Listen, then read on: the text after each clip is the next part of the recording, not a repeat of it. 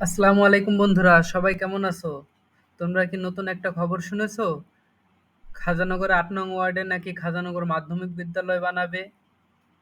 কে বানাবে শুনছো? মিজানুর রহমান মিন্টু ফকির, চেয়ারম্যান। তাহলে তো খাজানগরের ছেলে মেয়েদের আর অন্য কোথাও পড়া লেখার জন্য যেতে হবে না। এটা চেয়ারম্যান মিন্টু ফকির নির্বাচন এর আগে বলেছিল স্কুল বানাবে, তার কথার সাথে কাজের মিল আছে মনে হচ্ছে।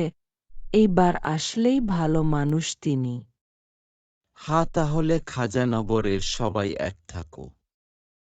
চেয়ারম্যান এর এই ভালো কাজের সাথে আমরা থাকব সবাই। আর স্কুল করতে অনেক টাকা লাগবে। আমরা সবাই টাকা দিব। বুদ্ধি পরামর্শ দিব চেয়ারম্যানকে। এবং চেয়ারম্যান এর সাথে থেকেই স্কুল বানাবো।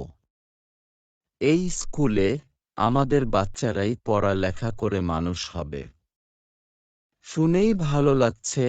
আমাদের টাকায় স্কুল হবে চেয়ারম্যান মিন্টু ফকিরের হাত ধরেই।